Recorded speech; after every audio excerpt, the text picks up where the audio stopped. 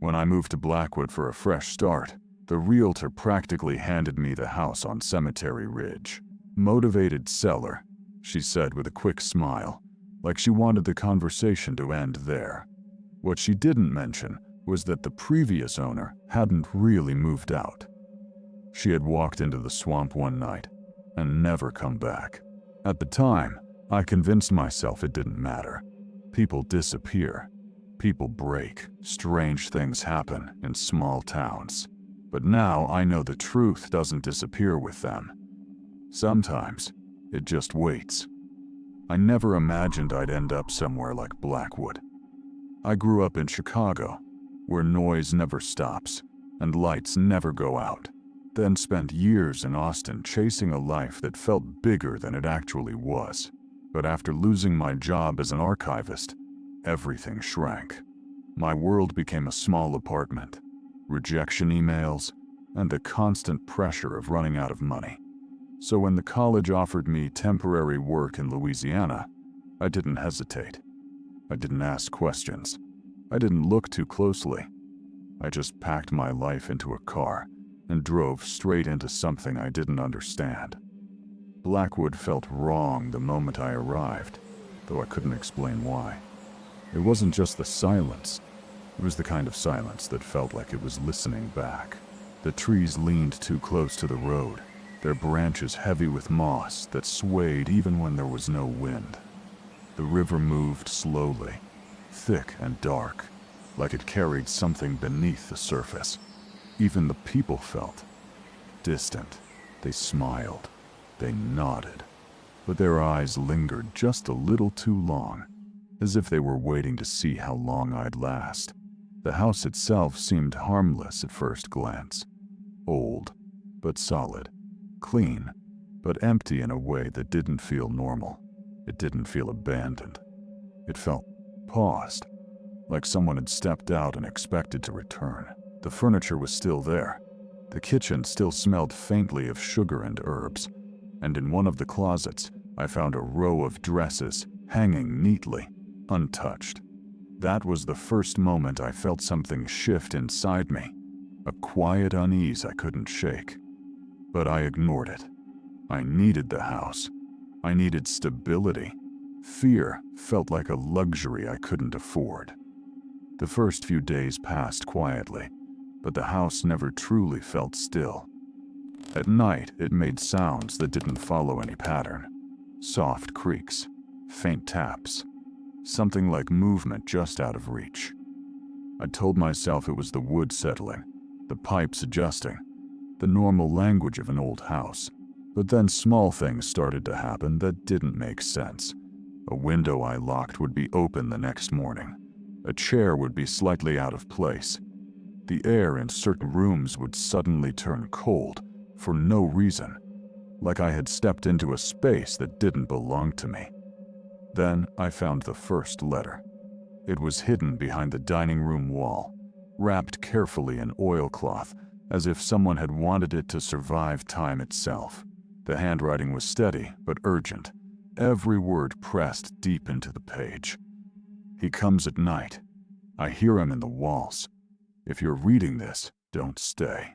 I remember standing there, staring at those words, feeling something cold settle in my chest. But I laughed anyway, because if I didn't laugh, I would have had to believe it.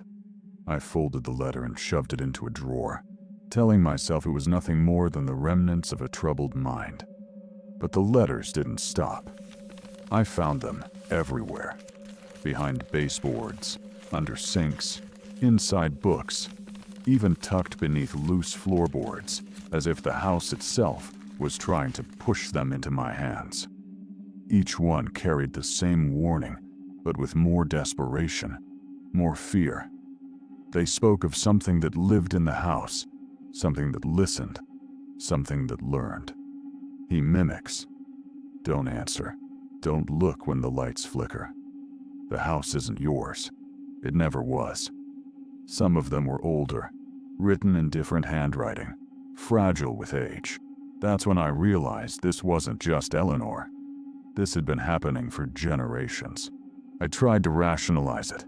I told myself it was a pattern of fear passed down through time, a shared delusion shaped by isolation and grief.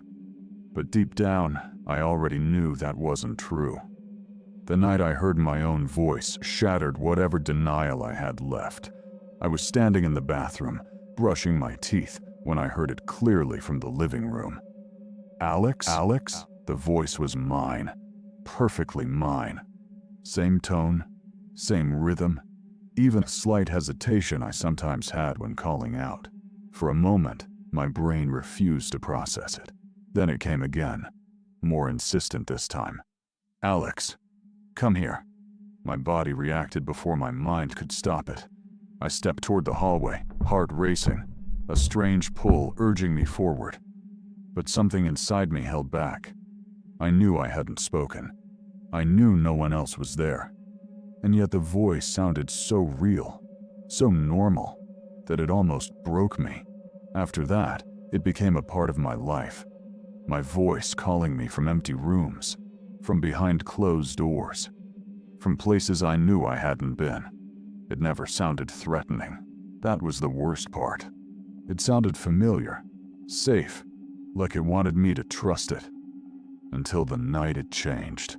The voice wasn't mine anymore. It was softer, smaller, a child's voice, trembling with fear. It came from inside the closet in the back bedroom. "Daddy," it whispered. "It's dark. I don't like it in here." Every instinct in my body screamed at me to open the door, to help, to respond. But the letters echoed in my mind, louder than the voice. "Don't answer. Don't engage." I stood there, frozen, staring at the faint, unnatural glow seeping through the crack in the door. It didn't look like light. It looked alive, breathing. "I'm not your father," I said finally, my voice shaking despite my effort to stay steady. "You're not real." The voice stopped. For a moment, there was nothing. Then the house laughed. It wasn't a normal sound. It didn't come from one place. It came from everywhere at once. From the walls, the floor, the ceiling. A deep, wet sound, like something rising through mud after being buried for too long. And in that moment, I understood something I hadn't wanted to admit. This thing didn't need a connection. It didn't need history. It didn't need blood. It just needed presence. It needed someone to be there. I left the next morning without hesitation. I didn't try to make sense of it. I didn't go back for the things I left behind. I just got in my car and drove until the town disappeared in my rearview mirror. For the first time since arriving, I felt like I could breathe again. But that relief didn't last, because no matter how far I went, something followed. At first, it was just a feeling, that same quiet pressure, like being watched from just outside your line of sight. Then the sound started again. Subtle at first, a faint shift in the room, a noise that didn't belong. And then, last night, I found another letter in my suitcase. Same yellowed paper, same careful handwriting. It read, "He follows. The house was never the prison. You were. Now I'm leaving again. Going farther this time. Somewhere dry, crowded, loud. Somewhere that doesn't feel like it's holding its breath. But I can't shake the feeling that distance won't matter. Because late at night, when everything is still, I hear it again. My voice, calling me. And this time, it sounds closer than ever."